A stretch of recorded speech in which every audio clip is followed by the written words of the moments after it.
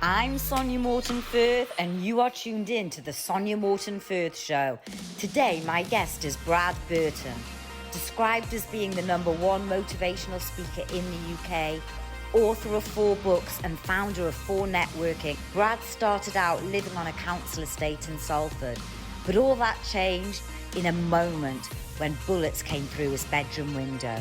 Watch this interview as Brad drops some real war knowledge bombs for anybody thinking about leaving their job and what it means to be truly successful. It's not what you think. Brad Burton, first of all, welcome to my home. I'm not sure if I ever thought the day would come, and I know we spoke earlier, but you really had a massive impact on my life. So I Get out of it. Yeah, you did. I bet you say that to all the motivation speakers from Manchester. Well, let me tell you a little story just before I get into you. So I listened to you on Jamie Alderton's podcast, Mindset with Muscle, and I was listening to Jamie because I was competing at the time. Right. This was back in 2016, and I'd just gone back into corporate life for my second time, and I was getting on those tubes at Canary Wharf, literally London Bridge to Canary Wharf. I had you and Jamie in my ears, and I was looking at this stream of people all dressed the same in their suits, clambering into this tube like this, like they had no life. Get it? And I just thought, what the hell are they doing? What am I doing? What's it all for? And I could just hear your voice in my ears saying, if you're going to work for the man, really think about it. You know, when you think about that, I always say one sentence that changed your life. I don't mean a prison sentence, but one sentence that changed your life. For me, I had a sentence which is, this isn't how this story ends. I've had that actually rings through my ears, or things like, get off your ass, or shove your job up your ass. These kind of sentences have been pivotal in my life, and it's amazing, like something like that can change an entire life, and hopefully today we'll have a load of sentences that help change other people's lives as well. And it was fantastic. And from that moment, I knew my time was, I was out, and I planned my escape route. And it literally was that. And I knew that one day I'd set up a show like this, and I'd give people like you, people that have got things to say to people, to get messages out and change the way people think. Because really that's what it took for me. And that is what changing the way I thought. It's about, that's what I've done. So I'm still the same guy that I once was, going back, and we'll get to it, I'm sure, but I'm still the same guy that I once was, but I'm not, I'm different. And the only thing that's changed is this, but we will get to it. So tell me, Brad, what made you literally walk out of your job all of those years ago? So it was 2004, I was actually working over in London on the A13, a security company, a big security company that does these alarms for some of the banks, so, you know, proper £1 million fit outs and what have you. And they asked me, the directors asked me to do a business plan, a marketing plan, so to say. I produced this marketing plan, took me 3 days, and I went to sit down with the directors, and every single idea that I fielded to them, they said, no, we tried that in 79, that won't work. And I went through my list and I went, what the fuck have I just wasted my life and your life on this? I said, you know what, shove your job up your ass, and I walked out. Did you literally say those words to him? Sorry, just while we're at it, swear jar. I thought I'd make myself a millionaire by the end of it, because you are known for your swearing. I am known. I've got a genuine swear jar. Brilliant. Okay. But yeah, so I walked out of that job, and it was a wonderfully liberating experience. It really was, for those 3 hours after I drove home. I'm married, and whenever I arrived home, I've opened the door, and standing before me was 8.5 stone of common sense. She says to me, the wife, you're home early, you're here to look after baby Ben while I go shopping. That's one way to look at it. And she was furious, like absolutely furious. Tears, you're going to ruin this family on your insistence and starting a business off, all that sort of stuff. It was dark. Did you have a game plan when you said those words? Did you think? But what I did realise is that I was getting no younger, and I was like 30, 31 or whatever, and I'm just thinking, you know, is this what my life's about? I think what we end up thinking is that we're on rails, that somewhere along the way we're on rails, that our life is preordained to be this, and it's not. You can change your life, and the way you change your life is by changing your thinking, which is exactly what I did. But a lot of people would say you took a big risk doing that. I mean, when I did it, I sort of had a plan, but you literally you took that risk. What's the risk? The risk is, if it doesn't work out, right, let me ask you this. Have you ever, a genuine question, have you ever met a self-employed person that's starved to death? No, because I wouldn't know them if it started. No, No, so, I haven't. So what ends up happening, the worst case scenario is, you struggle a little bit and you go and get a job, which is exactly the same point where you started from. So think about it, we all want to have better lives, and what we end up doing, we end up stuck. You can't go left and right at the same time. I want security, but I want to be self-employed. I want to leave Brexit, but what are the benefits? I want to be young, free and single, but I want to be married. And I know that one. Right. No, but the point I'm making is you get stuck. And this is why we get stuck in our lives, because we want to go left, we want to go right. So you need to 100% commit to something. And I always say, if you can live with the downside of any decision, you should go for it. I think the downside for me was worse. The downside for me was, I always think back to this, is if I'm laying on my deathbed with regrets, and I knew when I left my corporate job, I'd regret it if I stayed in. Right. A day later, I knew I had to do it. So if you think about it, when I walked out of a job, £25,000 in debt, no income, newborn boy, baby Ben, mortgage to pay, and it was tough. It was tough, but I never once starved to death. And I tell you, the thing is by taking away the safety net, it gets real. When you've got savings, you've got a bit of redundancy pay, it isn't real, because all that ends up happening is people's enthusiasm kind of falls away at the same rate as the savings do. So by having no savings, I had to hit the ground running. So basically, and I know you've spoken about this, but no plan B.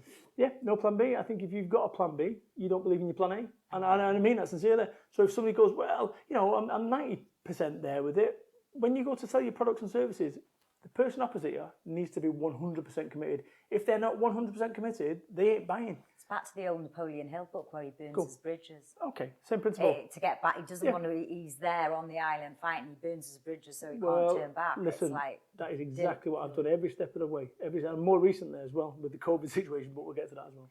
So there are probably people, there are people watching this. Let me get some money out for the swear jar. Oh, yeah. Are you going to put a few in advance? There you go. I'll put a tenner in there, all right? There you go. I'm going to be a millionaire by the end of this. So there are people that are watching this and they've probably been in lockdown, and I'm sure they're reassessing their lives. Because that's one thing that I think COVID has shown us all. What would you say to them if they're sitting there thinking, I'm dying to give, I'd love just to start my own business right now and give up If you don't change, what's going to change, right? So, effectively, I've never once, and I was waiting for 31 years, for someone to ring my doorbell. I'll ask you, has anyone ever rang your doorbell? You open the door and there's a big hold door full of £50 notes, an opportunity. No, because it doesn't happen. No, but this is the thing, but this is what people are doing. People are waiting for this opportunity. Look, the reality is, I'm Brad Burton. I'm the guy who was, has been addicted to drugs twice. I got shot at when I was 21. My dad left when I was 6 months old. I've got no qualifications. I've done 4 years on benefits. Sorry, wrong Brad Burton. I'm actually Brad Burton, the UK's #1 motivational business speaker, the 4-time best-selling author, the founder of 4 Networking. See, two sides of exactly the same coin. And at what point did your life change? At the point when I realised that, you know what, that shit in the past, there's £2 now, that shit in the past, £3, right, is in the past. But what people end up doing is they end up almost like replaying over and over again. What I want you to do right now is I want you to rewind. You rewind to a time in your life when you'd have made a different decision, your life would have been fundamentally different. Don't tell us, right? But have a think about it, right? Whether it was a job, an opportunity, a fella, a situation. All right, get it, right? But you see what I'm saying? Yeah, of course. But you see what I'm saying? The reality is there will be one set of circumstances where if you'd have made a different decision, your life would have been fundamentally different. We can't fucking rewind. And what ends up happening is people try going back over and over again. Oh, if only was, if I never got divorced, if I never got ripped off. Well, you did get divorced, you did get ripped off, it's over. And I tell you something, you're never going to write new chapters in your book whilst you keep rereading the old ones. And that's what happened with me. Because I realised that when my life changed, is that all this stuff where I was kind of embarrassed that I didn't want people to know about, this was holding me back. It's like a pebble in a shoe. A pebble in a shoe doesn't magic its way out. At some point, you've got to stop, take your shoe off, get rid of the pebble and fucking move on. And that's what I did with my life. I recognised all these things. You ever played a role-playing game? Not like that. You ever played a role-playing game like Dungeons and Dragons? I do know Dungeons and Dragons, but I've never played it. So Dungeons and Dragons or a computer game, right? A level 1 wizard starts off and they've got 2 magic missiles. When they've used the magic missiles, all the power is expended and they've got to use mana or sleep to get their energy back. A level 20 wizard can summon dragons, it can do flames and fireballs. What's the difference between a level 1 wizard and a level 20 wizard? Battles. And actually, every time that you have a battle, you get experience. And that experience makes you stronger. Where people go wrong, and you find people who are always in a bad place, people who, oh, I'm always unlucky me. Those people have battles and they don't learn from them. They don't evolve. They don't level up. And what I've realised is all the stuff that I've been through. Look, let me be quite clear. I'm a Salford street kid, right? That's the reality of it. But somewhere along the way, that skills I've actually developed and moved into a different area, right? And you'll never outperform your self-image. So if your self-image is, I'm a working class lad who's never going to amount to anything, guess what? You'll always be a working class lad that'll never amount to anything. You know, a shark will grow to 8 inches in a fish tank, grow to 8 foot. Have you changed your self-image? Oh, completely. As in completely. In here, not. Oh, completely. Like, it's almost been reprogrammed. It was almost like I put a USB cable in there and said, wipe that, go again. So now, in my mind's eye, I'm a level 20 motivational speaker and an entrepreneur. When I first started my business, I was a level 1 street kid from Salford. But didn't your background give you that? Because you've got a lot of fire and passion, and when you talk, you can hear it coming out. Don't you think that came from, some of it came from your background? 100%. Yeah, 100%. And I wouldn't change a single thing. You know I look like a drug dealer. I'm not, by the way, anymore. But we can all change. But this is the thing, you know, when I speak, so I was at Xerocon, 3,000 people, accountants, and this is the thing about it. As a motivational speaker, you know, every step of the way, people said to me, oh, you can't start a business off, you've got no working capital. What the fuck is working capital? Oh, you mean money? Right. Why do people make business more complicated than it actually is? I started my business off £25,000 in debt, delivering pizzas at 31 to keep my business afloat. Right? So when you see on The Apprentice, I'll do anything low sugar for the job, would you deliver pizzas for 3 months? Well, no. Right, well, in which case, what would you do? And this is the difference. Someone like me, who's lived on Tesco's beans and waffles and above a masonette, above a chipper, right, and lived there, I started with nothing anyway. I had fuck all to lose. So the difference between me now is fundamentally the way that I look at the world. I look at the world differently because I used to look at it dark and foreboding. Let me tell you what happened. I talked before about rewinding to a time. Back in 1995, I got shot at in Manchester and I moved away overnight. And I moved from Manchester, my home of 21 years, I moved, literally got a pin in a map, boom. So you didn't know where you were going after that? No idea. So if, okay, I'm going to put 2 bullets through your window, not me personally, but associates. I'm going to put 2 bullets, right? Now, I know that story gets talked about in one of your books. Yeah. Which book Chapter is it? 2. Chapter 2 of... Get off your ass 2. Get off your ass 2. So if I said to you, 2 bullets go through your window, you have to move away now to a place that nobody knows you, where would you go? Don't answer. But the point I'm making, that's the decision you've got to make now. I think I'd have to leave the country. Okay, very nice. Yeah, true story. Exactly. On this show. But you see what I'm saying, though? The point is that you have to move. I had to move. So I got a pin. Boom. I ended up in Western-super-Mare. And I think about my life would have been different if I'd have gone 1 inch one way or so forth. Right? My life has been drawn by a pin. Completely. I would not be here now. There'd be no focus. did you know what you were doing in Western-super-Mare? Getting away from the danger of being shot at. But did you know anyone there? No. Did you have any sort of family? No. So I had to start again. I remember walking down Western-super-Mare High Street. I was on the dole on benefits. So what was this? 1995, 96. And I remember walking down Western-super-Mare High Street and I kicked a can and I had no one to kick that can back. And I can remember that like a boomerang on Instagram, like 3 seconds, blah, blah, blah, blah, blah. And actually, it was like, I was alone. And I ended up going to the doctors and getting fluoxetine, Prozac, and I was depressed. And I look back now, all those years on, and say, what was going on there? What was the difference between Brad now and Brad then? And whilst I was depressed, you know why it was? Because I wanted to go back to a place and a time in my life that no longer existed. I wanted to go back to Manchester before all the troubles, to be friends, to being 21, 22, whatever it was. I wanted to go back to that. It no longer existed. Now, this is a problem. Because what happens now, when we come to COVID, lots of people are wanting to go back to a place. I've done that journey. I know that it's bollocks, that you can't go back to a place that no longer exists at time. Now, when you go through any kind of upheaval in your life, you go through a grieving process, and we look at COVID as being a great example of lockdown. Okay, first things first, denial. Oh, it'll be 2 weeks, we'll be locked down, 3 weeks. Then, I remember that. Right, yeah, right, of course. Right? It was crazy. And then we get angry. Come on, Rishi Sunak. Come on, Boris Johnson. You need to sort this out. And then what happens from the denial, anger? Then we get depressed. And then from the depression, we get acceptance. People, whatever the fuck is going on in your life right now, get to acceptance, because at some point you're going to have to get there. Acceptance that you got striped up, acceptance that you lost your job, acceptance that you got pregnant, acceptance that somebody cheated on you, acceptance that you got divorced. The sooner you can get to that, you've got to get there at some point. Yeah. And it's a bit like drowning with a pair of gold bars. So many people are holding on to these. You go, why are you holding on to these things? Well, but why? Why don't you let go of them? You're going to have to let go of them at some point. And I think some people quite like to feel... Is there a quick way to get to that acceptance? Yes. And we're going to get to it. Over the course of this, we're going to get to this. Because a lot of people are, and I know we've got there quickly, but a lot of people are suffering with mental health issues through this COVID. Mate, 16 weeks ago, I had a burnout. Let me explain something. So my business, £100,000 plus a month, 5,000 business networking meetings, thousands of members, been going since 2006. Now, bear in mind, statistically, 94% of businesses fail in the first 10 years, okay? I've been going for 14 and a half years. COVID comes along, LBC, start hearing about it. I played enough computer games in my life to know that without a vaccine, it's getting to us. That's the reality of it. So I'm kind of preparing for it, right?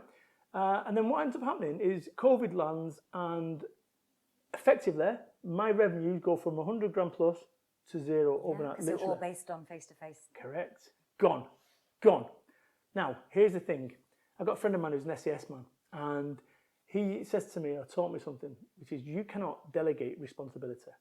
Think about it. It would be lovely to go and get somebody in a management team to go and fix your problems. You can't. In your life, you've got shit going on, go and get someone down to you. So the shit hit the fan with my business. And I got a piece of paper, I swear to you, that's in my office, I've got a piece of paper, and I wrote on it at the top, what does this make possible? ... And I got a blank piece of paper and I draw a new business model out to take my network for networking online. And within 72 hours, I'd rang up my creative designer, the web film people, production company, and I said to him, listen, I'm launching in 72 hours. He said, well, what, you want us to do a video in 72 hours? I said, no, I want you to do one in 9 fucking hours. You've got 9 hours to get it done. Click, boom. And I beasted my team, like genuinely. And the best way to describe it is, it was almost like running down the stairs of the Twin Towers. We're tired, I'm tired. I said, I know you're fucking tired, keep going. Why did you need to do it that quickly? What was it in you that said, survival mode. So, you and I are talking now, and no matter how great your question is, and how wonderful this is, somebody runs at us with a knife, we ain't finishing this conversation off anymore. Probably not, no. Right, so all of a sudden, we've gone from entrepreneurial mode to survival mode. So this is the ability of someone like me, as we talked about, coming from Salford, Manchester, who dealt with this. See, if somebody's got like problems at the moment, oh yeah, I've got my mortgage going out in 3 days' time, and on a scale of 1 to 10, what's your problem level? Oh, it's a 9. If I go and put 2 bullets through your window and put a contract on your head, where's your 9 now? Yeah, exactly. But people deal with stress in so many different ways. What one person's stress is somebody's excitement. True and story. love of life. Absolutely. And let me explain something. My next book, it'll hopefully be out in May. It'll be 4 or 5 years since that one. So the title, the working title, is called The Really Big Problem. Okay, the really big problem. And you go, well, what's that like? Okay, so an ant doesn't realise it's small until it comes across a human. Got it. Right? So an ant's world is this. Yeah. So your problem that you've got, oh my God, it's massive.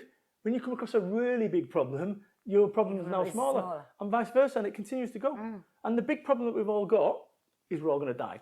Right? So on the scale of where... Do you see? Yeah. So you go, okay, so no matter what you've got to deal with, and this is the bit, I think it's when you look at a recalibration of your problems, and what I'm writing in the book is to get a piece of paper and write on there your problem that you're dealing with at the moment, your big problem.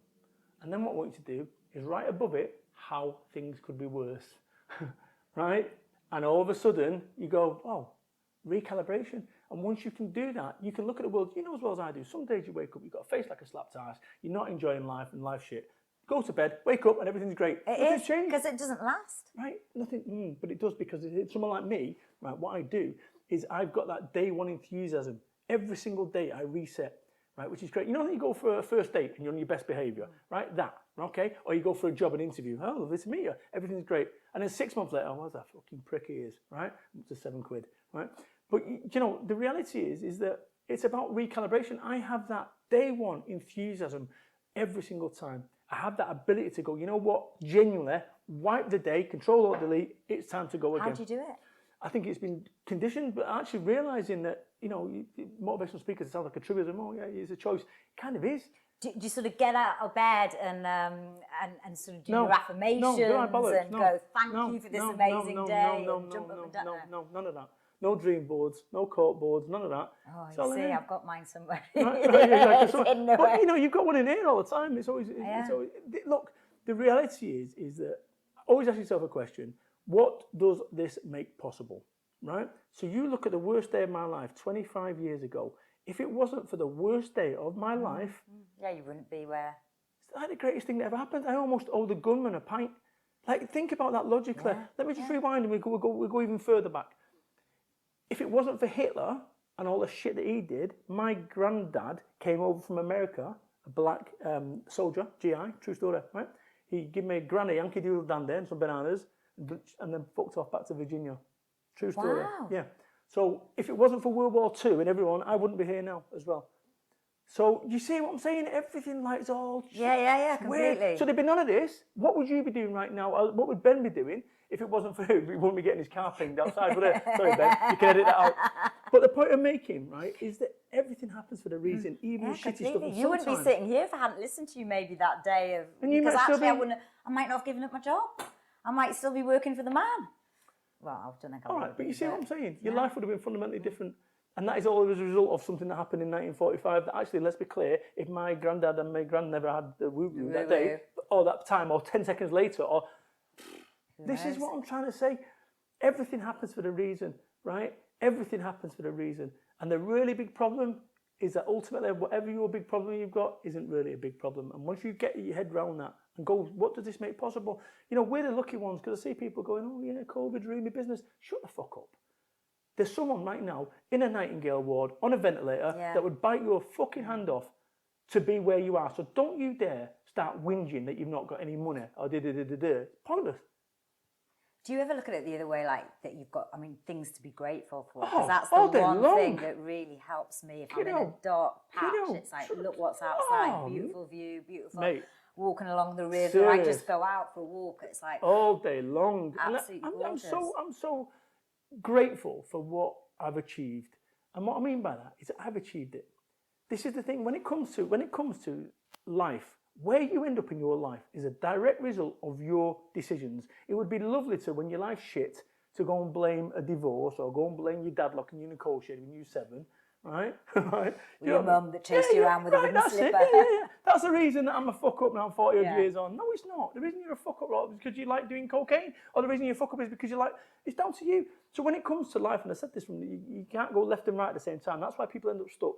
And when it comes to making decisions, where you end up in your life is a direct result of your decisions. Now, you would make more decisions in your life if you knew they were the correct ones. Everyone would, right? The reason we don't is we're scared they're the wrong ones. Now, let me be really honest. Nobody knows about the future, right? No one's got a clue. Because go back to 2020 January. Did anyone have on their business? No, absolutely not. I still don't think it's true. I still wake up thinking, shit, did that really Well, that's happen? the point. So you think to yourself, you think, all these clever people in business, where was that on the business plan? It didn't. Life can change like that. So when it comes to making decisions, here's the thing. I have spoke over 2,500 times in public, right? 2,500, literally, right? Over the last 15 years, public speaking. Now, I've died so many times as a speaker, and we can get to some great stories. I'm dying to Oh, really quiz you on you. like died, horrible, we'll get to it. And actually, what makes an expert in any kind of field, when you first started this, you wouldn't have known how to put your microphone on.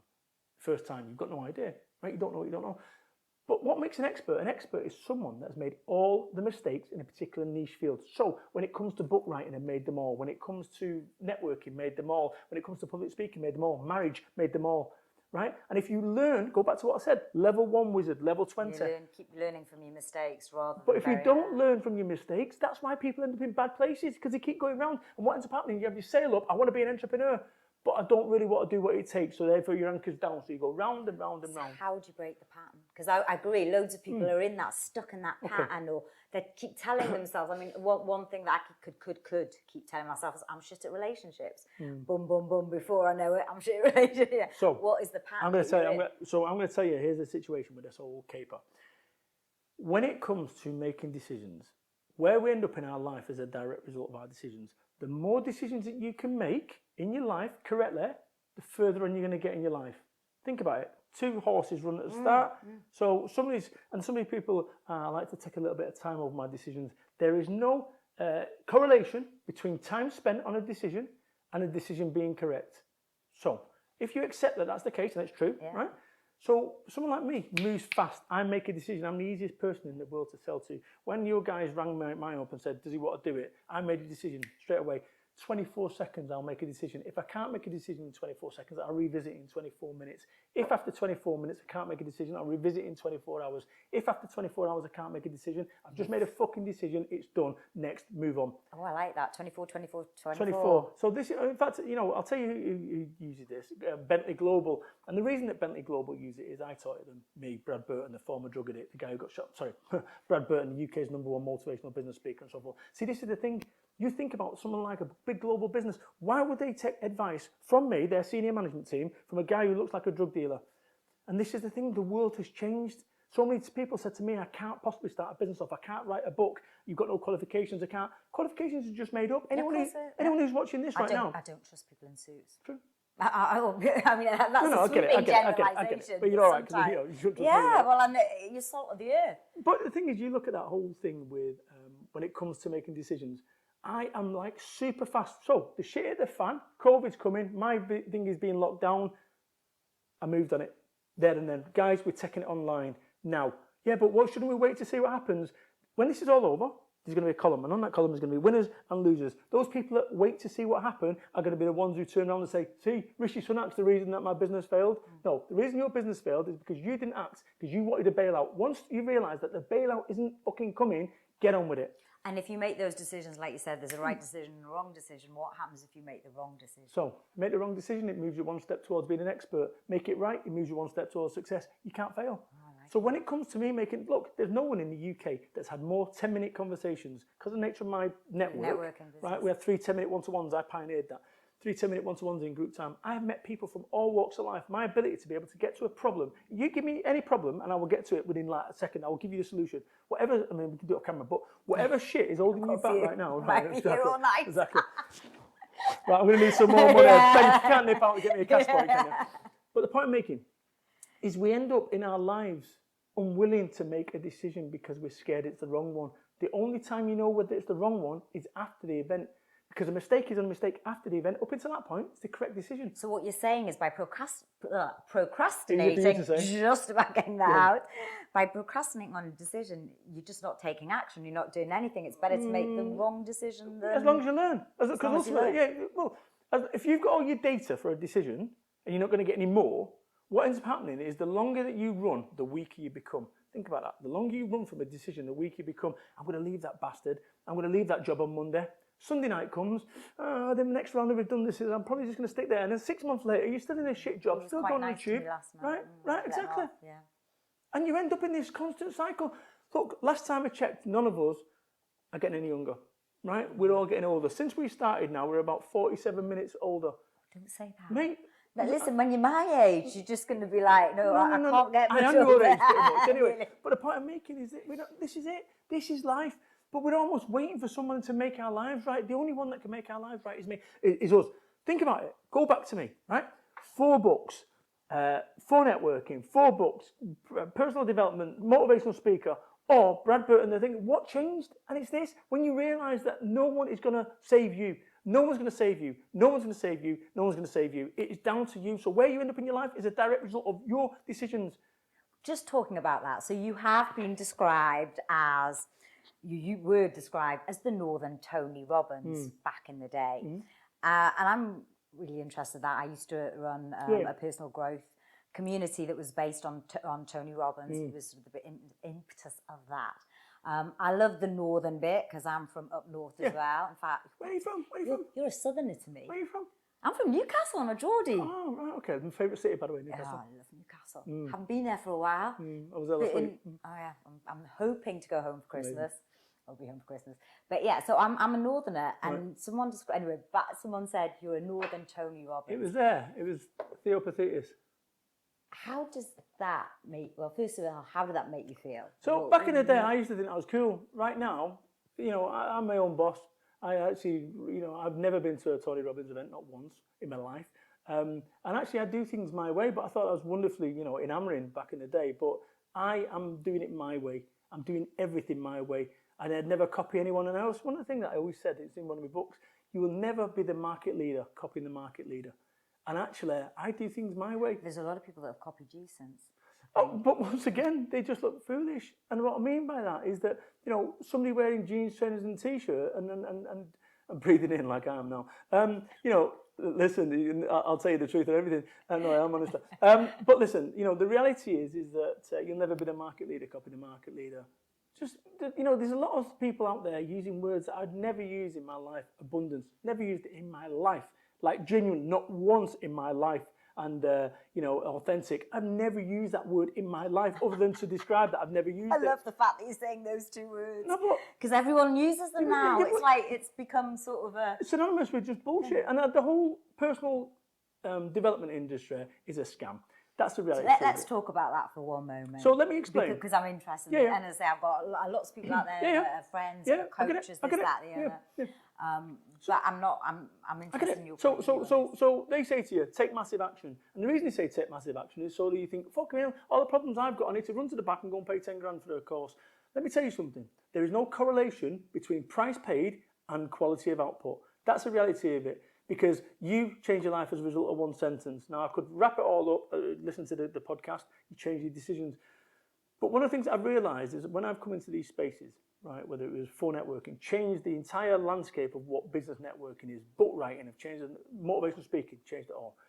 I've done the same with the personal development world, right, is that I've started my own personal development group off, and I've done it so cheap that people say, what's wrong with it? And I'm proving the point that just because something's expensive, there's not correlation. Oh, why do you think it's 10 grand? Because it works. Oh, all right then. Yeah, and you see people, when I'm connected to thousands of people through my network, thousands over the last 15 years, I've seen people spend their life savings on these bullshit courses, £60,000 being frittered away to line the shiny man's pockets with a nice expensive suit. It's all kind of wrong. And I tell you something, the problem with selling yourself out for money is that selling out lasts forever and the money doesn't. You go and Google my name, Brad Burton scam, and see how many records come up. I've either got good lawyers or I'm not a scammer. That's the difference. And then you go and type your favourite guru or motivational speaker, type their name and scam, and then see what happens. It's an opinion. I'm entitled to one. We all are. So you had no one that sort of inspired you when you were back then? Or no, I read Awaken the Giant within 1992. I got a third of the way through it, and I went, well, this is now starting to waffle to fill the pages. But so there's that. But there's also a book called 23 Steps to Achievement by Robert J. Lumsden. And when the shit hit the fan back in '95 for me, I had it with a copy of it. It's like literally like 60 pages with no front cover. The front cover's missing, it was. And that kept me going, and I tried to get hold of the guy. I got a private detective. What's it about? It's like a 1978 motivational speaker book, like, but it was a little bit 1978. Your wife should have your food prepared for 5 o'clock. Hey, listen, it wouldn't end well for them. But I tried to contact him, and he's gone. But you think about that guy kept me going when I had nothing. And I realised that hope, if that's all you've got in life sometime, it's enough. And that's all I had. I literally came to Western-super-Mare with a bin liner. Literally a bin liner full of clothes. That was it. And, and I look at my life now, and as a result of that, and I remember how I feel. I remember I felt so my inspiration was me not wanting to be this guy. I've always, when I was young, I always had charisma. I was good at chatting women up. That's what I was good at, right? That's the reality of it. I mean, what a great life skill. Not so good when you're married and you've got children, but back in the day, it was a great life skill. And actually, obviously, somewhere along the way, I was always a good communicator. I was always confident communicator. Where did you get your confidence from? Because you are incredibly confident, but you're always... People say the most confident people have said this to me, can be the most insecure inside. So, 2 things here. One, I had a friend of mine back in 2000. I was working for a company, and he was a big lad, big northern lad, tattoos on his hand, but he was a millionaire, right? And he run a publishing business, legit publishing business, and he brought me on to work with him. And we used to go to these top London, whatever nightclubs or whatever, the private members clubs, Soho House. I don't even know. My dad used to go. Right. Sorry, Dad. So and he'd spend £2,000 a night on like drinks and stuff, and I'm skint, and I'm like, wow, this is amazing. He brought me to that world, and he said to me, he said, you do realise you're like a brag grenade. I said, go on. He said, why do you think, pissed? He said, why do you think I employed you? I said, I've got no idea. He said, because what I do is I bring you to environments like this, and you're like a brag grenade. All these squares just lighten up and start talking when you're around. You bring people together. Wow. I went, you don't realise what a complete nut job you come across as, Brad. I went, what are you on about? He said, you've got no idea. I said, I've got no idea what you're talking about. So it's a bit like saying to a fish, what's the water like? And the fish says, what fucking water? I had no idea that I was this guy. No, until that point, so what was that? 2000, so 27 I was. I had no idea that I was this guy. I was just that guy. And actually, where did it come from? My dad was double charismatic. He was a villain, dead now, right? But he was a villain involved in criminality and stuff. And my mum is wonderfully working class, grafter. So I think my dad was always that guy. But yeah, when it comes to I'm always enthusiastic about anything. I get so excited about anything. That's the reality of it, and it's just something that I carry. And people say, and I've had this numerous times. People say this: "Oh, you've got infectious enthusiasm." Yeah, that comes back. You've got infectious enthusiasm. I don't know, but I'm guessing the same way you've got infectious. Because let's face it, everybody that loves you, for everyone that loves you, there's someone that hates you. Yeah. And do you get that? Do you get a lot of people, haters as they call them, which I hate? I don't like the word anyway. So let me explain. It's a really funny one, this. I think it's all part of it. And what I mean by that is that where you end up in your career is your ability to be able to soak up blows. Remember what I said before about the level 1 wizard. Level 1 wizard can't have any kind of fight of any significance. But as long as you're level 20, something that was once a challenge, getting fought by a couple of orcs, Dungeons and Dragons, right? Now it's like... So it just bounces off your head. If after somebody's done their worst, you're still standing, everything that follows is just bouncing off your head. So what I would say about the haters thing, and I've got it, they follow me around the internet. She's lovely. You think, I had some guy come up to me and said, well, your style's not for everyone. Well, I said, name one person in the history of humanity whose style is for everyone. And I said, you could be Mahatma Gandhi, and someone would want to put a bullet in your head for your views on world peace. So people that like me would say, I'm generous, I'm enthusiastic, I'm helpful, I'm kind, I'm loving, I'm friendly, whatever. People who don't like me would say, I'm aggressive, they would say, I'm unprofessional, I'm saying this, that, and the other.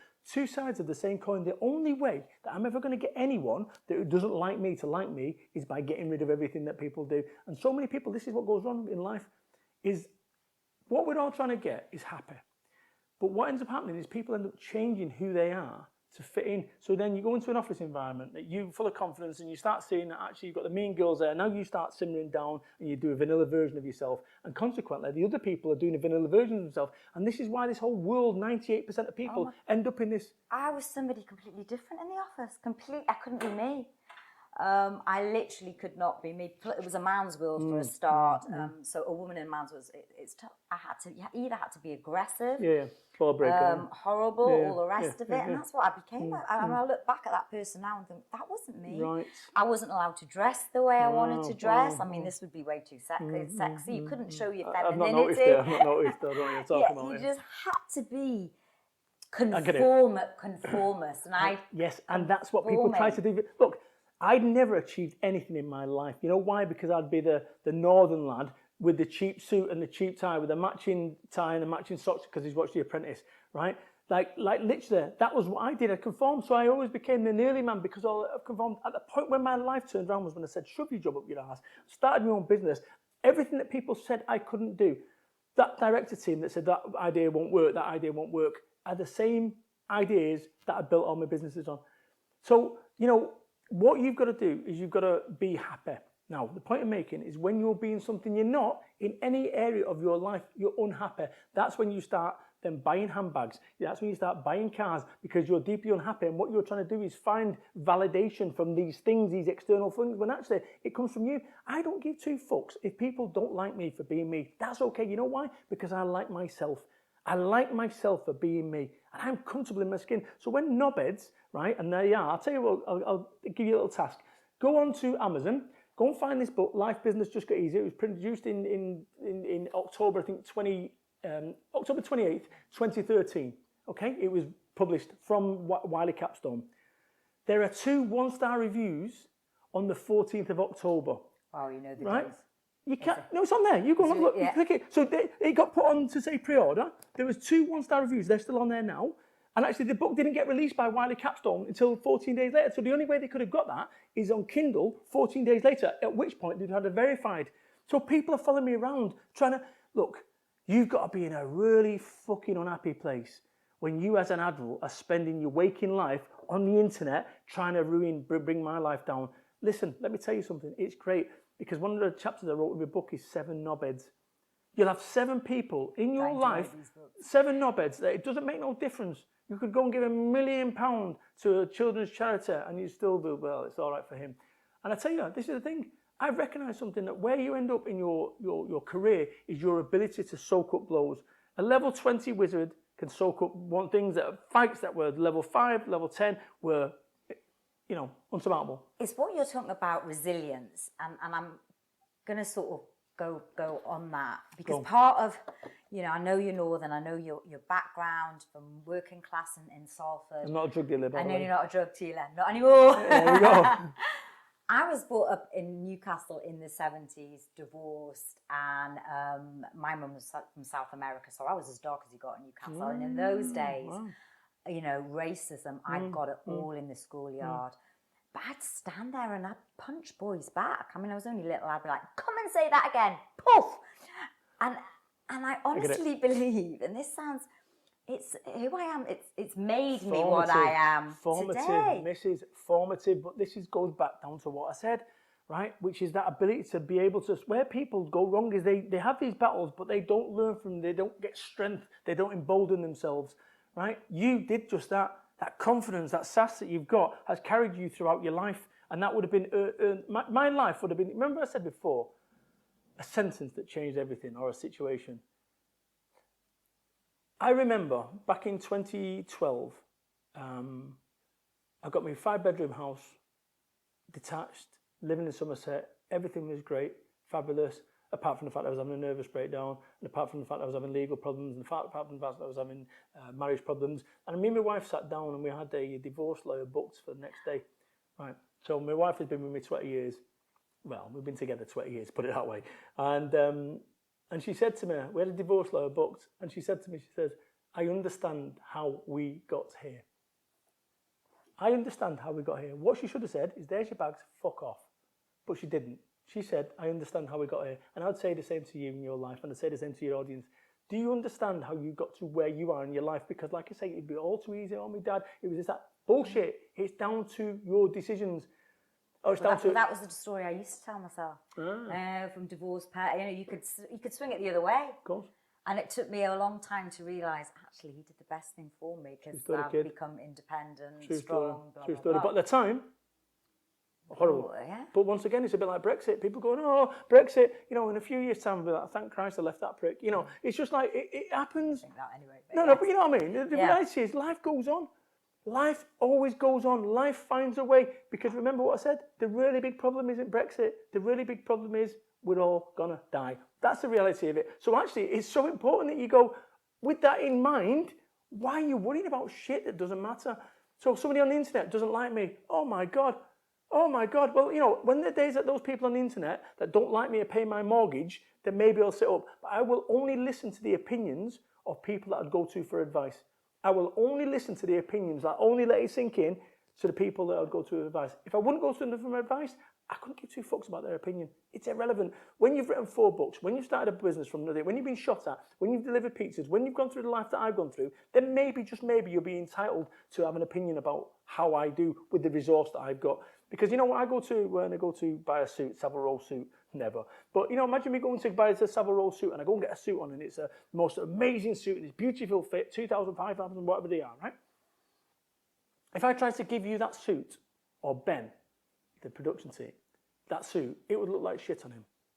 One size doesn't fit all. And this is where people have been going wrong in the personal development world. Go back round. That somehow you come on this course and it'll change your life. I could tell you, send the course, you'll learn the secrets of how I made £75,000 in an email, which I did make 75 grand back in 2012 on one email. And people would come to that course to hear about it. So I'll tell you, but let me hype it up first. So you'll learn the secrets of how Brad Burton earned £75,000 and you'll read the email, you'll have a copy of it, and I'll sell a course for £3 grand. People will be falling over themselves to hear about this email. And what I failed to mention is that over the preceding 6 years, I'd built up a national network where we'd never done a sale. So for the first time ever, we emailed the database and said, hey, guess what? You get 30% more. And we sold 75 grand in one day. But the point is, if I omitted that bit, you'd have people coming over. Because people want to believe there's some sort of fucking quick fix that you can start at the bottom of the stairs and you can somehow jump to the top. Bullshit. You got stairs, you got to get to the top. The only way you can get to the top is step by step. Yeah, you might be able to jump from the bottom to step 3 or 4. You'll have bruised knees. Is that what you wanted? And what we end up doing in life is we have this perfect recipe for life, and then we go and fuck it up. Because, you know, if you want to make scrambled eggs or a boiled egg, you want to make a boiled egg, you know, is there a way of speeding it up? Well, yeah, scrambled. Is that what you wanted? So we end up rushing the perfect recipe in our lives because we want it all today, tomorrow. What is the rush? I put on weight. My weight was 3 stone heavier, and it took, I don't know, maybe 20 years to get to that point.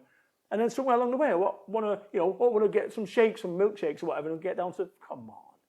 And this is the society that we live in. You see some fucking idiot kid, 26-year-old, getting out of a Lamborghini that he's hired, and then you go sponsored link, oh, I want to go and sign up to his course, and it's like, stop. The only one that can change your life is you. The only one that truly can change your life is you, but you need to find your level, because not everyone can be a level 20 wizard. I found my level. If I say to myself, people say, oh, well, why don't you go and take America over? Why? Whilst there's a single person in Richmond or over in Newcastle that doesn't know about Brad Burton, why am I? Yeah, but you'd be able to fly first class.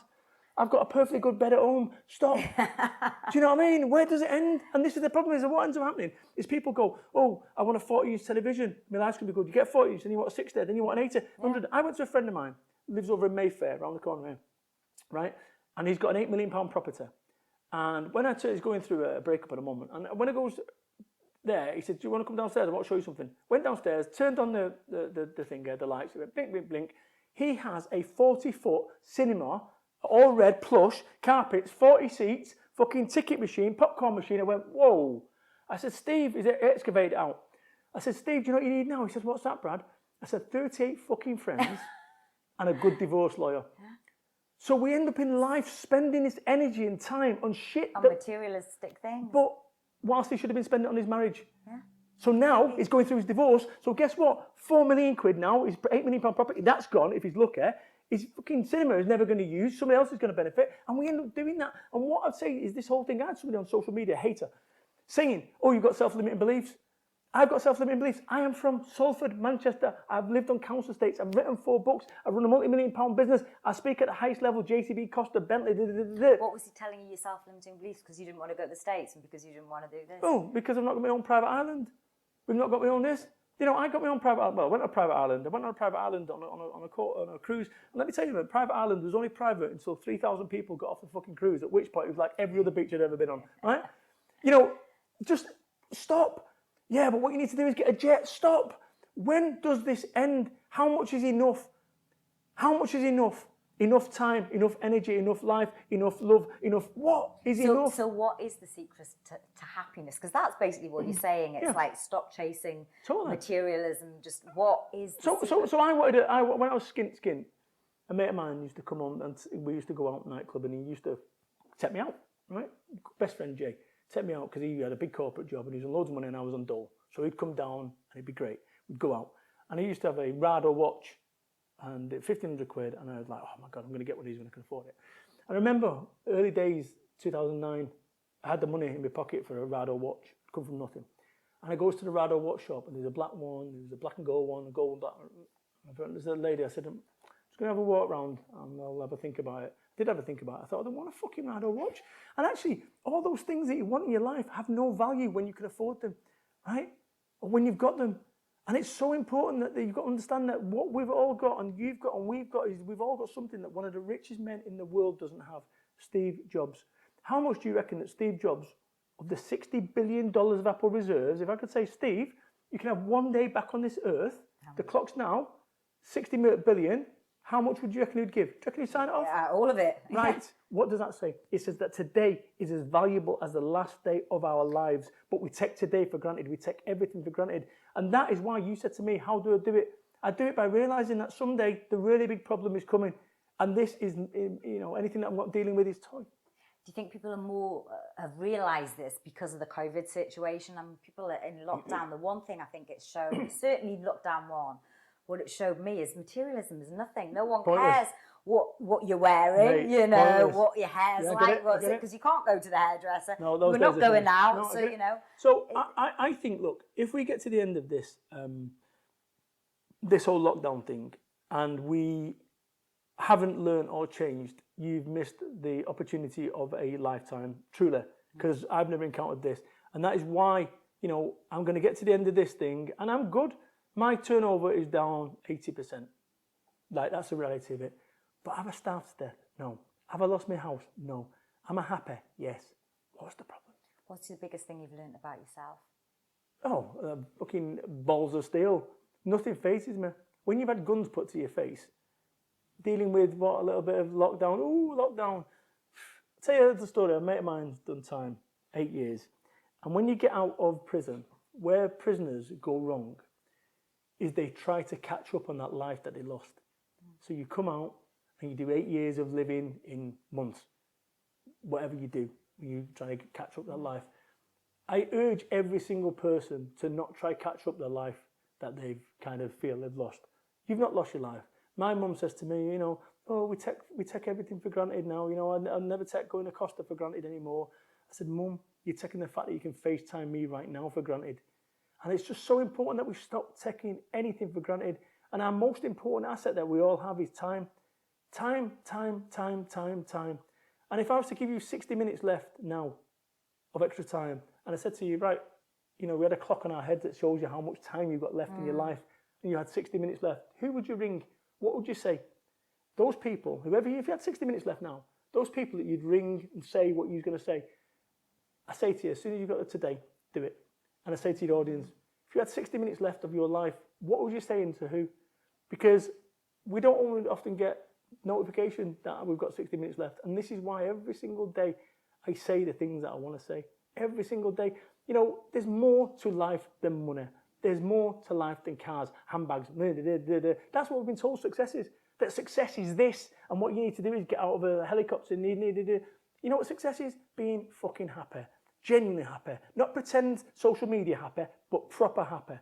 And that's where I'm at. I do not know anyone in this world who is as consistently happier as I am and balanced. I'm so happy and balanced. It's mad. Because I go back down to it. And if I go back 8 years ago, 2012, when my life was going to shit, I remember walking my dog Tyson. Labradoodle is no longer with us, right? But I remember walking my dog. Yeah, it's amazing. And I remember crying, right? So I cried 8 years ago walking my dog. And I remember tears. And I was saying out loud, I just want to feel normal. I just want to feel normal. I just want to feel normal. I just want to feel normal. I've got bundles in the bank, but I am broken. I'm broken as a man. I got success. I was ill. So at that point, you had everything that you wanted, and you weren't happy. I had everything, but I had nothing. And now I've got everything because I realised that I was chasing the wrong thing. That actually, that happiness is an internal job. And that's what we all want to do. When you start a business off, you want to do it to make money, to get the house so you can be happy, and then you want to get. And actually, it's there right now. When you look at what you've actually got, you look about what you actually are. You're enough. And this isn't just some fucking bullshit motivational truism. Isn't that part of it? People don't think they're enough. There's a deep-rooted thing inside them that they're just trying to, all these materialistics trying to make themselves feel better. But you're trying to validate yourself with people that don't give two fucks and actually irrelevant. And this is why you look at my social media feed today. I took a picture of a pasty that I've done, you know, influencing. And that's like the thing you think, you know, most people, you've got to be putting Ferraris on there. So stop. My social media that I do is just for me. Just for me. It's for me. And that's what you've got to do. You've got to look out for you. You've got to do things for you and stop doing it for other people. What would you advise anyone out there that is thinking right now about starting their own business and giving up the rat race? Get off your ass. Right, and actually, you know, which is available at all good bookstores, sorry. Right, the point I'm making is this, that actually, no qualifications, 25 grand in debt, whinging wife, newborn boy, baby boy, 4 years on benefits, CV that might as well have a forward by J.K. Rowling.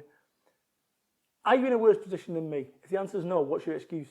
Because the excuse, that thing that you tell yourself, actually not that thing, the thing behind the thing, right? That's always the thing behind the thing. We always tell a version, oh, what's going on? Yeah, COVID. Well, actually, what you're turning around and saying is that, you know, something else, two things down, always.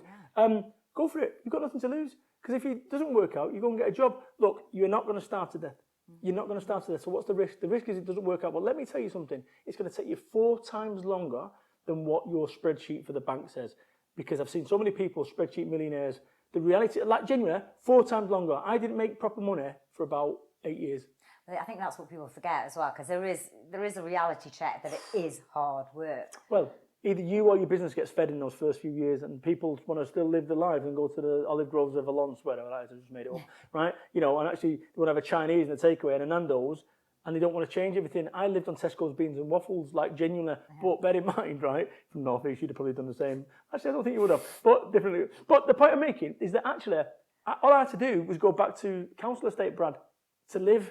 I didn't have lavish budgets to things. So I'd say the same to you. And also, ask yourself a question. How much do you need to live on a month to live on Tesco's beans and waffles? And what I mean by that is, you know, not, oh yeah, we'll go to takeaway now again, to bare bones. So let's say for the sake of example, 1,500 quid or £2,000. Okay, so now you've got to make £500 a week in order to be able to live 500 quid a week. Okay, how much is that a day? And you do the math on it, £100 a day or over 70 quid or whatever it is. And then you say to yourself, how do I earn 70 quid a day? Once you know that answer, you know exactly where you stand. But I tell you, you know, best thing I ever did. But if I'd listened to every single person, even the bank manager laughed in my face. Fucking laughed in my face. Different bank now. But the point I'm making is that, you know, everyone told me I got it wrong. And I'm telling you, you got it right. Is it the hustle? Is it all about the hustle? We all talk about I don't. grind and grind. I don't talk about the grind. No hustle, nor authenticity, nor the other word that I can't remember. That I don't Abundance. use. Abundance. I don't use any of those words. Because no, it's not. Because one of the things that we kind of get it all twisted is about doing 16-hour days. Now, the great thing about being self-employed is you get to choose which 16-hour days you work. But the reality is that it's not about hustle. It's not about grind. What you've got to accept is it's going to be hard for about 4 or 5 years.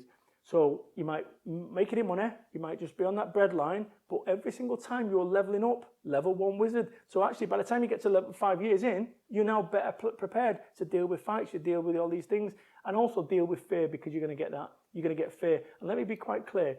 I've been in business now for 16 years. Right? Why did you set up, just quickly, I know we're off on a tangent, why for networking? What was it about networking? Because I'd gone to these networks, and like in political terms, you've got loony left where nothing quite happens. It's all Chablis and Volivant and the mayor talking about parking provision no one gives a fuck about. Then you've got the hardcore right, where's your leads, where's your referrals, you've got to attend. And I'm thinking, where was the mainstream of networking? They'd all look their own arse, all this. I used to hate networking. Oh, you love for networking. Oh, I used to hate it. Right. So what I've done is I've based for networking, my network, for networking online.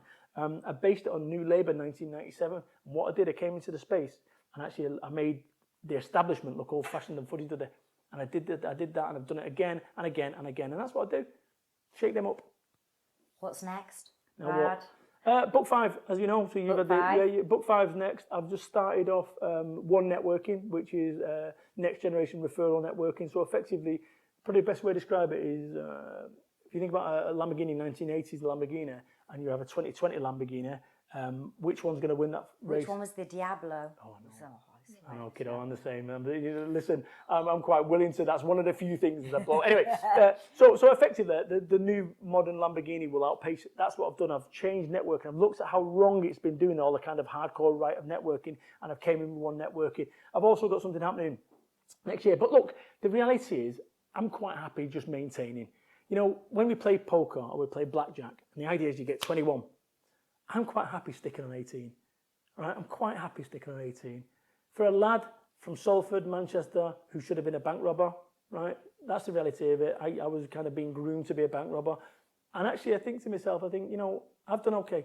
And if all I ever achieved for a lad from Salford was 4 books, multi-million-pound businesses that I've created, motivational speaker at the highest level, that's okay.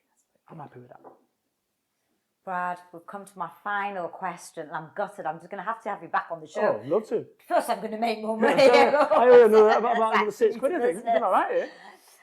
If you were to write a message in a bottle for future generations to find, what would that message be? Wear a condom. I'm serious. It's one of those things. I actually love that. I think we should cut it right there. No, but it's true, because it's one of those bits of advice that everyone disregards. And actually, okay, for a woman, wear a condom. Close your legs. No, wear a condom. But, you know, the reality is that you're good enough. That there's a better version of you out there. There is a better version of you out there. There is a better version of us all. And what you've got to do is you've got to unlock it. And let me tell you something. When you're using a thingy full of keys, ring full of keys. Key ring. Your key ring, right? Thanks. It's always the last key that you do that opens a lock. Yeah, why is that? Because That's what life's about. So you've got to keep trying keys, and eventually you'll unlock yours. It took me, I was 31 before I started this new Brad, now 47. You know, why wait? Whatever you want to do with your life, whatever you want to do with your life, your business, your career, your relationships, why wait? What are you waiting for? Remember what we talked about? 24 seconds, 24 minutes, 24 hours. You have a decision to make. I have no idea what that question is, but whatever that decision is, make it in 24 seconds, 24 minutes, or 24 hours. Brad Burton, I've loved having you on my show. Amazing. Thank Cheers, you mate. so Yeah, amazing. much. Fist bump. Boom. Hope you enjoyed the show. Remember, there's a new interview out every Monday, so hit subscribe and like, and you'll get it straight into your inbox.